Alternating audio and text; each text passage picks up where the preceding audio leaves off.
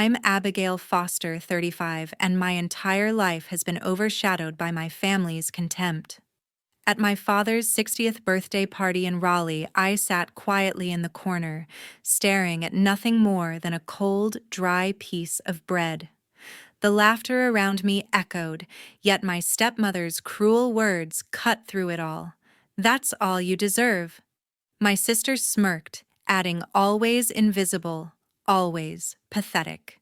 Their words pierced like knives, but tonight I wasn't here to beg for scraps. I had come with a plan. The room sparkled with lights and the clinking of glasses. 60 guests, friends, business partners, the elite of Raleigh, completely unaware of what was about to unfold. In my pocket, a small USB drive made my heart pound like a war drum. When it was time for the speeches, I rose to my feet, legs trembling but eyes steady. "Let's watch something real," I said, my voice slicing through the noise. The screen lit up, and in that instant my stepmother's smile froze. My sister's eyes widened in shock. Whispers died away, replaced by a heavy silence. "Turn it off!" My stepmother screamed, her voice shrill, but it was already too late. All the guests sat in stunned silence, their eyes locked on the screen, and I knew the truth had finally been revealed. If you were in my place, would you dare expose everything in front of your family and friends, or would you stay silent to keep the peace? Share your thoughts. In the comments, your answer might inspire someone who's facing the same battle. Days before I faced my family, I sat in my Raleigh apartment staring at an email that felt like a trap. As a documentary filmmaker, I spend my days chasing stories of people the world overlooks. Ironic, since that's been my life. My tiny studio, cluttered with camera gear and half-edited scripts, is my sanctuary in a city that worships wealth. My mother passed when I was 5, leaving me with memories too faint to hold. By 7, my stepmother moved in with her daughter Shannon, 3 years my junior. That's when everything changed. Karen, with her cold stare, made it clear I wasn't her priority. Shannon, always trailing her, learned to mimic that disdain, her smirks cutting deeper than words. Growing up, I was the afterthought. Karen dressed Shannon in designer clothes, paid for her piano lessons, and cheered at her school plays. Me, I got faded jeans and silence. At 10, I asked to join a family dinner with Dad's business partners. Karen's response was sharp. "You're not part of this." Shannon chimed in. "Stay out of it, Abby." Dad, buried in his real estate deals, didn't notice or didn't care. I shrank, learning to stay quiet to blend into the walls of our sprawling Raleigh house. My escape was a cheap camcorder I bought at 16, filming stories of kids like me, ones nobody saw. Karen called it wasted time. Shannon scoffed. "Your films won't change anything." I left home at 18, piecing together a life through scholarships and late-night editing sessions. Shannon, meanwhile, glided through college on family money-landing internships, Dad's name secured. Karen threw her a lavish graduation party I wasn't invited to. Dad sent me a check with a scribbled note, "Congrats." That was it. The distance between us grew, but the sting of being less than never faded. I poured it into my work, crafting documentaries that won small awards, but never the spotlight. My friend Ellen Reed, a graphic designer I met in high school, was the only one who saw what I could do. Over coffee at a downtown cafe, she'd say, "Your films matter, Abby. Don't let them dim you." When the email for Dad's birthday arrived, signed by Karen, my first instinct was to delete it. The words were formal, like I was a distant cousin, not family. I pictured walking into that elegant hall surrounded by Raleigh's elite, only to be ignored again. Why bother? But Ellen, sprawled on my couch, grabbed my phone. "You're going," she said, her voice firm. "Not to please them, to prove you're not invisible." I stared at her, my chest tight. I'd spent years dodging these confrontations, burying the hurt in my work. But Ellen's words hit hard. She was right. I wasn't that kid hiding in her room anymore. I thought back to moments that still burned, like the Christmas when Karen gave Shannon a sapphire bracelet while I got a bookstore gift card. Or Shannon's Sweet 16, where Karen rented a ballroom but my graduation passed, with a text from Dad, proud of you. Every slight built a wall, but it also built me. My films, my grit, they came from that pain. I wasn't going to that party to beg for a seat at their table. I was going to stand tall to face the family that pushed me aside.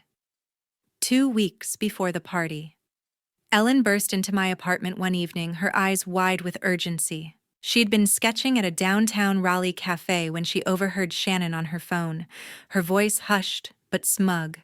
"It's all set," Kyle, Shannon said, barely audible over the clink of coffee cups. "The shares will be mine soon." Ellen caught the name Kyle, Shannon's friend, always lurking at family gatherings with a slick grin. She didn't hear much else but that phrase, K. Hoch Kofan, sent a chill through her. When she told me, my heart skipped. Cher's dad's real estate company was his life's work, the cornerstone of our family's wealth. Why was Shannon whispering about it like a thief? I felt a knot in my stomach. Karen had always pushed Shannon to the front, grooming her to inherit Dad's legacy, while I was left out of every boardroom talk. Was this their latest scheme to cut me out completely? Or worse, were they plotting against Dad? Ellen, pacing my living room, didn't mince words. "Shannon's up to something," she said, tossing her sketch pad on the couch. "She's not smart enough to cover her tracks." I nodded, my mind racing. I'd spent years capturing other people's secrets on film, now I had to uncover my family's. We started digging that night. Ellen remembered a shared cloud account from a freelance job she'd done for Shannon's marketing side hustle. Shannon, true to form, hadn't changed her password. We huddled over my laptop, the screen's glow casting shadows as we scrolled through her messages. Most were trivial dress fittings, lunch plans, but then we found a thread with Kyle Ramsey, Shannon's college buddy. "Make sure the papers are ready," Shannon typed. "Dad won't suspect a thing." Kyle's response was blunt. "Karen's got the lawyer lined up." My breath caught. They were planning to transfer Dad's company shares to Shannon, tricking him into signing them away. Karen was orchestrating it, using her charm to keep Dad clueless.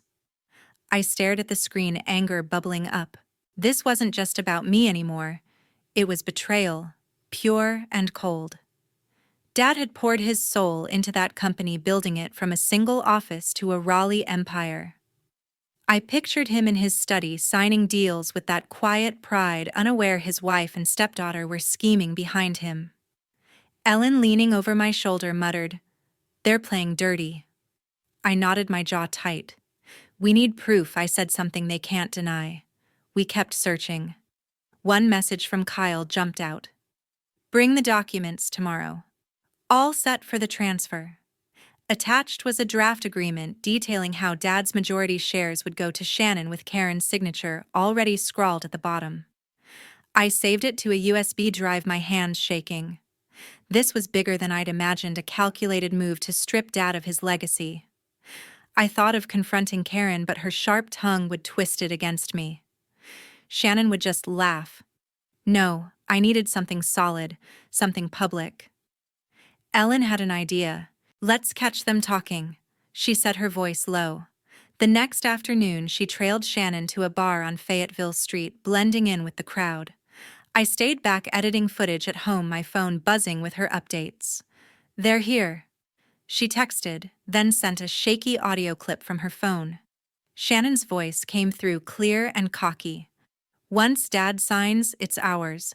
He trusts Karen too much." Kyle's laugh crackled in the background. "He's got no idea." I gripped my phone, fury rising. They thought they could play Dad for a fool, and me along with him. Back at my place, Ellen and I pieced it together. Karen would slip the papers into a routine contract, convincing Dad it was business as usual. Shannon would get the shares, and I'd be left with nothing. Not that I wanted the money, but the lies cut deep. Ellen looked at me, her eyes fierce. "You've got enough to bury them," she said. I clutched the USB, my resolve steeling. The party was my shot to expose them. The night of the party arrived, I walked into the historic Raleigh Hall, its wooden columns and chandeliers glowing with old money charm. The air buzzed with laughter and clinking glasses, the kind of crowd that thrived on status. I'd dressed simply a black dress, no frills, knowing I'd never blend in with the tailored suits and sparkling gowns. My hand rested in my pocket fingers, brushing the USB drive that held the truth about Karen and Shannon's scheme. It was my anchor, a reminder of why I was here. I scanned the room for Dad, hoping for a glance of warmth, but he was lost in a sea of handshakes, his face lit by the glow of business talk. A young waiter approached, his expression polite but stiff. "This way, ma'am," he said, leading me past the main tables where Raleigh's elite sipped wine to a small table tucked near the emergency exit. The chair wobbled, the tablecloth was stained, and a single plate sat before me with a dry piece of bread. I stared at it, my chest tightening. This wasn't an oversight, it was deliberate. Karen's touch was all over it. I caught her eye across the room, her lips curling into a faint, satisfied smirk. She glided over her silk dress, rustling, and leaned in close. "That's all you deserve," she said, her voice low, dripping with disdain.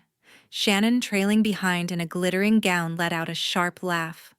"Always invisible," she added, her words slicing through the hum of the party. I gripped the USB tighter, my knuckles white. Their words stung, but I'd heard worse growing up. This time, I wasn't the kid who shrank away.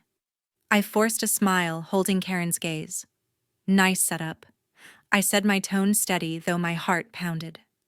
She raised an eyebrow, surprised I'd spoken, then turned away, dismissing me with a flick of her wrist. Shannon lingered, her smirk widening.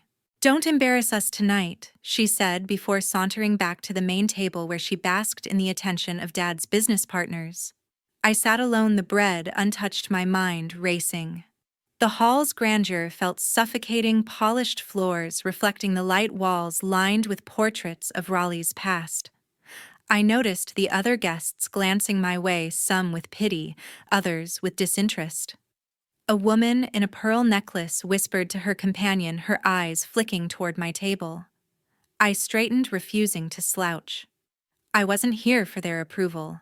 The USB in my pocket was proof I had something they didn't. Truth.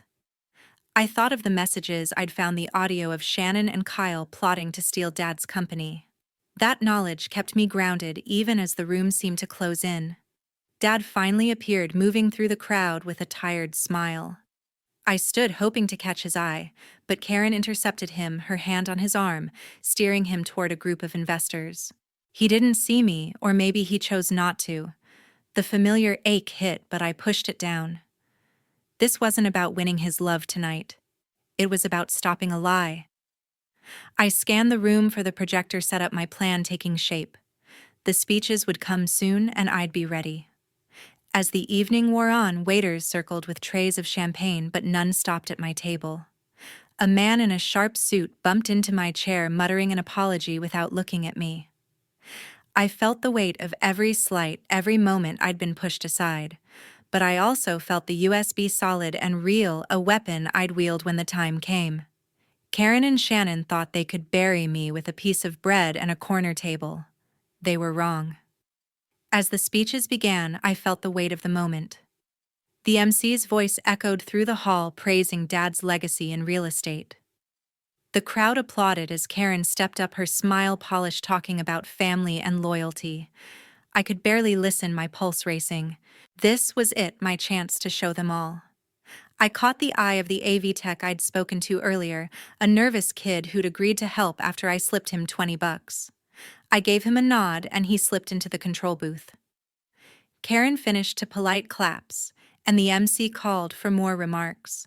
I stood, my legs steady despite the knot in my chest. "I have something to share," I said, my voice cutting through the murmurs. Heads turned, some curious, others annoyed. Karen's smile froze, and Shannon's eyes narrowed from the main table. I walked to the stage, the USB in my hand, and handed it to the tech. "Play it," I whispered. He plugged it in, and the screen behind me flickered to life. The video started with a grainy text message blown up for all to see, Shannon's words to Kyle. "Make sure the papers are ready. Dad won't suspect a thing."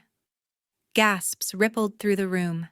The screen shifted to another message, Karen's name clear, the lawyer's set. Then came the audio clip. Shannon's voice unmistakable. Once Dad signs, it's ours. He trusts Karen too much. Kyle's laugh followed, cold and smug. He's got no idea. The crowd went silent, the air heavy with shock. I stood still, watching their faces, some wide-eyed, others whispering furiously. Karen's composure cracked. She stood, her voice sharp. "Turn it off," she snapped, but the tech looked at me unsure. I shook my head, and the video kept rolling, showing the draft agreement with Karen's signature outlining the plan to transfer Dad's shares to Shannon.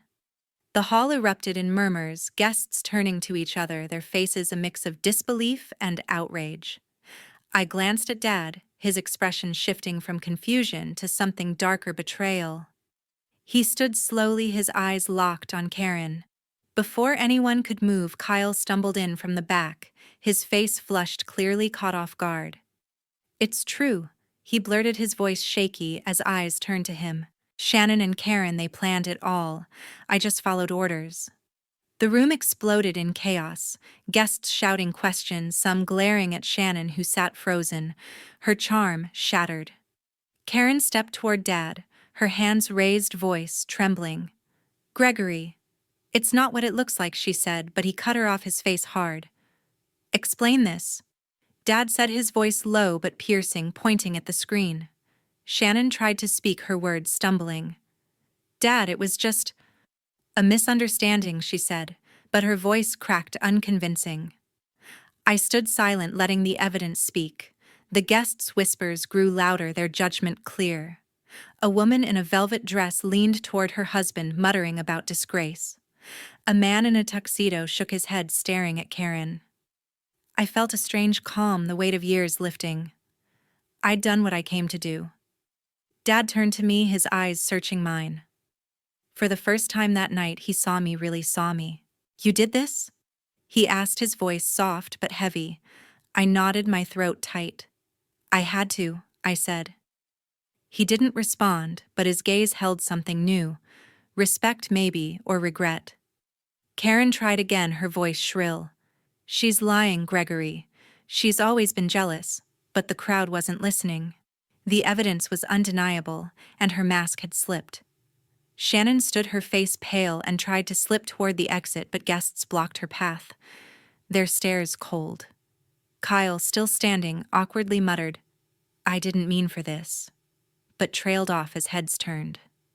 The hall felt smaller, the chandelier's glow harsher as the truth settled over everyone. I stepped back, my role done. I'd spent years being invisible, but tonight I'd made them see. The MC cleared his throat, trying to regain control, but the night was broken. The room still buzzed with tension. I stood off the stage, my heart steady, but my hands clenched, watching the chaos unfold. A tall man in a tailored suit stood up from the main table, his face stern. "Matthew Stone, senior partner at Stone & Associates," he announced, his voice cutting through the noise. "Gregory, we've trusted your family for years, but this..." He gestured at the frozen screen still displaying Karen's signed agreement. "We're done here. The merger is off." The crowd gasped, heads turning to Dad, whose face paled. Karen lurched forward, her voice shrill. "This is a mistake," she cried, her hands trembling as she faced Matthew. "Those documents were just drafts. Nothing was finalized." Her words sounded desperate, clinging to a crumbling facade. Shannon jumped in, her face flushed. "It's all a misunderstanding," she said, forcing a smile. Abigail twisted everything, but her voice wavered and the guests weren't buying it. A woman in a sapphire dress turned away, whispering to her companion. A man in a bow tie shook his head, his expression cold. The room's mood had shifted, no one trusted them anymore. I watched silent as the weight of their lies crushed them. Matthew didn't bother responding. He nodded to his team, who gathered their coats and headed for the exit, their footsteps echoing in the now quiet hall. Other guests followed, some muttering about broken trust, others casting sharp glances at Karen and Shannon. A couple near the bar stood abruptly, leaving half-finished drinks. The party, once alive with laughter, felt like a funeral. I caught snippets of conversation disgrace. How could they, as Raleigh's elite, abandon the family they'd once courted? Dad stood motionless, his shoulders slumped. I'd never seen him like this, stripped of his usual confidence. He looked at Karen, then Shannon, his eyes heavy with disappointment. "You did this behind my back," he said, his voice low, almost breaking.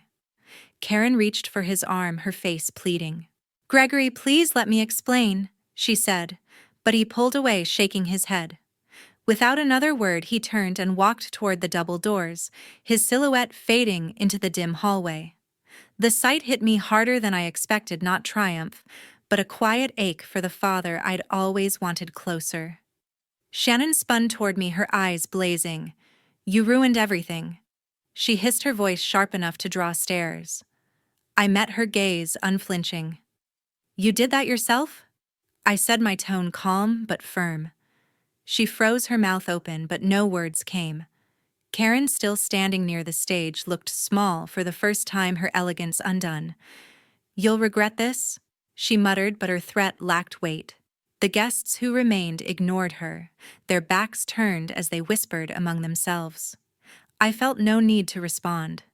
Their world was collapsing, and I'd only held up a mirror. Standing there, I felt something shift inside me. The years of being pushed aside, of being unseen, didn't vanish, but they loosened their grip. I wasn't the kid hiding in her room anymore, or the woman relegated to a corner table. I'd stood up, shown the truth, and the room had seen me. A woman in a red gown approached, her expression soft. "That took courage," she said quietly before walking away. Another guest, an older man with glasses, gave me a nod, his face unreadable, but not unkind. Their gestures, small as they were, grounded me. The hall emptied quickly, the clink of glasses replaced by the hum of hushed voices. Karen and Shannon stood alone near the stage, their faces drawn, no longer the untouchable duo they'd been. I didn't gloat, I didn't need to. The truth had done its work. I thought of my films, the stories I'd told for others, and realized this was mine. I'd spent years documenting pain and resilience, and tonight, I'd lived it. Months later, the dust had settled, and I faced a new reality. The family company crumbled faster than I'd expected. Without Matthew Stone's merger, other partners pulled out, spooked by the scandal. By spring, Dad's real estate empire, once a Raleigh cornerstone, was bankrupt. I read about it in the local paper, the headline, "Stark Foster Properties Collapses Amid Betrayal." I felt a pang for Dad, who'd poured his life into those buildings, but I didn't regret my choice. The truth had been necessary, even if it tore everything down. Karen's fall was just as swift. Raleigh's high society, once her playground, turned its back. I heard she showed up at a charity gala, her usual elegance intact, but the women she'd once dined with, ladies in pearls and tailored dresses, gave her cold shoulders. Whispers followed her. She betrayed Gregory. Invitations dried up, and her name vanished from the social pages. I saw her once crossing Hillsborough Street, her face drawn, clutching a coffee cup like it was her only anchor. I didn't stop to speak. There was nothing left to say. Shannon's charm couldn't save her either.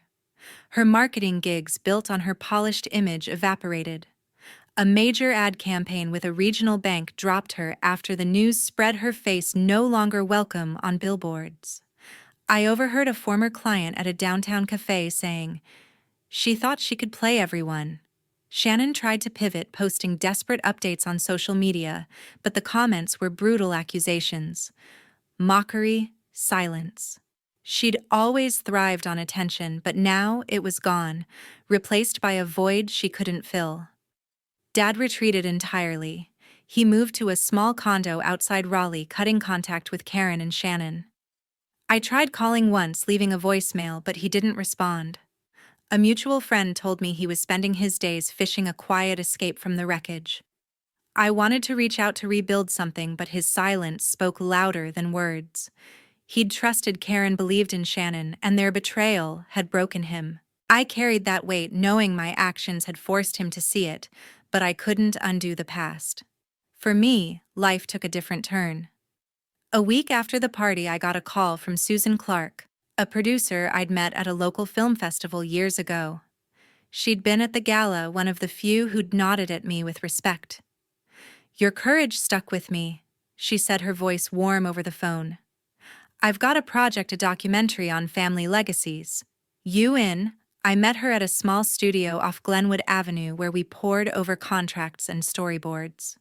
Susan's confidence in me felt new, untainted by the family drama. I signed the deal, my pen steady, a spark of pride igniting.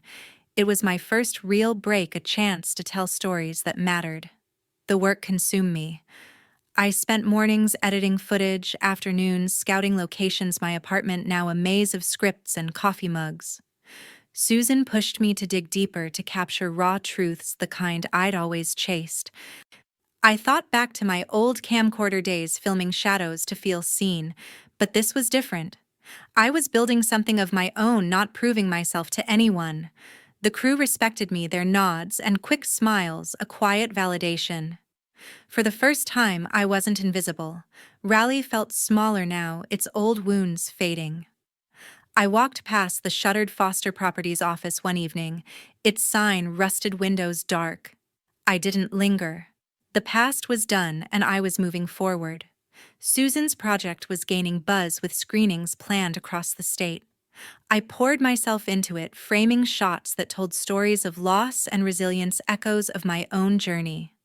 My name, my work was starting to carry weight.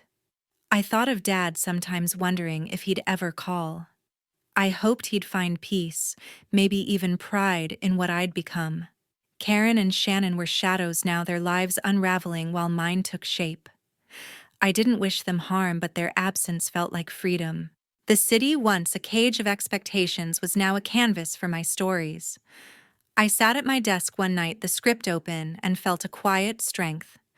This was my future, and I was ready to write it. A year later, I stood on my own stage, ready to share my work. The theater on Hargett Street was packed, the air humming with anticipation. My documentary, a tapestry of family legacies woven with raw honesty, was about to premiere. I stood at the podium, my hands steady, looking out at faces I didn't know, strangers who'd come to see my story. The lights dimmed and the screen glowed, each frame a piece of my heart. I watched the audience lean forward, their eyes locked on scenes of fractured bonds and quiet triumphs. When the credits rolled, applause erupted, warm and genuine. I felt a swell of pride, not just for the film, but for the path that led me here. After the screening, people lingered, their voices soft as they shared their own stories. A young woman in a denim jacket thanked me, her eyes bright. "Your film made me want to speak up," she said. An older man in a tweed cap shook my hand, saying, "You've got something real here." Their words stayed with me, proof that my work mattered. Susan had been right, telling the truth even when it hurt could move people. I signed posters in the lobby, my name in bold print, a marker of how far I'd come. Later that week, my phone buzzed with a number I hadn't seen in months, Karen's. Her voicemail was hesitant, her voice stripped of its usual edge. "We need to talk," she said, "for old times' sake." I listened, my thumb hovering over the call button, but I didn't press it. I deleted the message, my heart calm. Karen's world had unraveled, and she wanted something from me, forgiveness maybe, or a way back into my life. But I was done carrying her weight.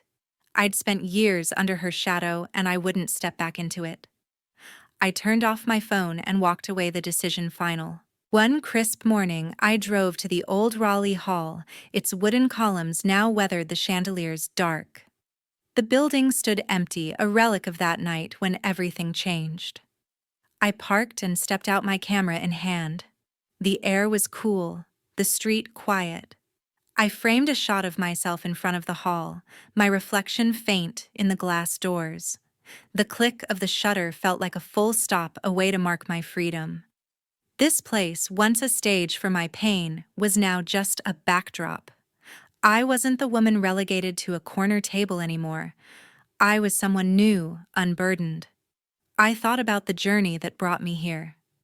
The truth had been my weapon, not to destroy, but to build. Exposing Karen and Shannon's scheme had cost me a family, but it gave me something greater, myself. I'd learned that silence could trap you, but speaking out, even when your voice shook, could set you free. I wanted others to know that too. At the screening, I'd ended my speech with a simple call: stand up for your truth. It's worth it. I hoped someone somewhere would hear it and find their own courage. Raleigh had changed for me. Its streets, once heavy with memories, now felt open, full of possibility. I drove past cafes and parks, seeing them with new eyes. My apartment cluttered with scripts and film reels was a space of creation, not escape. I was no longer defined by what I'd lost, but by what I'd built. The documentary was just the start. Susan had pitched another project, and I was ready to dive in to keep telling stories that mattered. As I stood in my kitchen that night, pouring coffee, I felt a quiet certainty. The past would always be there, a shadow in the corner, but it no longer held me. I'd faced it, named it, and let it go. My camera sat on the counter ready for the next frame. I was free not just from Karen or the family or that old hall, but from the fear of being unseen. The truth had given me that, and I'd carry it forward one story at a time.